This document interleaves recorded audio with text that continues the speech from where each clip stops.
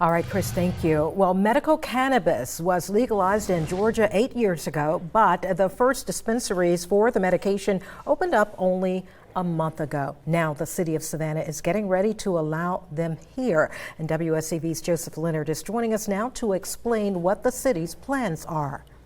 As the state is expected to hand out more medical cannabis licenses, Savannah is already laying out zoning guidelines.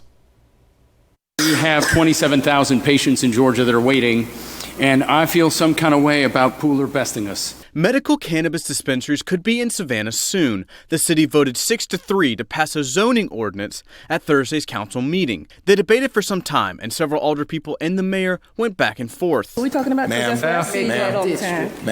your respected chair, thank you. Savannah Mayor Van Johnson says the city needs to jump ahead of it so the city can decide where the dispensaries can set up shop. But just to do nothing really just leaves us wide open for your friendly cannabis location to be in places that you may not want it, but then you can't regulate it after the fact. Some of those strict rules include forcing them to be in a standalone building. They also can't be within 2,000 feet of several things, like daycare, schools, churches, and detention centers. District 1 Alderwoman Bernetta Lanier isn't in favor of the ordinance, saying it's an economic barrier. If a pharmacy could go somewhere in a particular zone, then this medicinal use should be able to go wherever a pharmacy can go. And it can't go where some people who are always disadvantaged will be able to access it easily. Medical cannabis was legalized in Georgia 8 years ago with the passage of the Haley's Hope Act.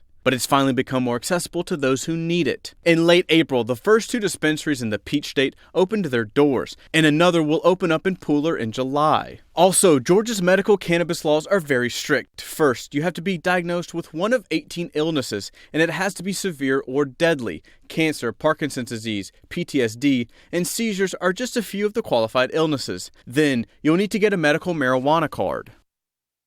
So what's next? While the city waits for Georgia to hand out more medical cannabis licenses, they are preparing to start accepting applications from companies looking to open up dispensaries in the hostess city. Joseph Leonard, WSAV News 3, on your side.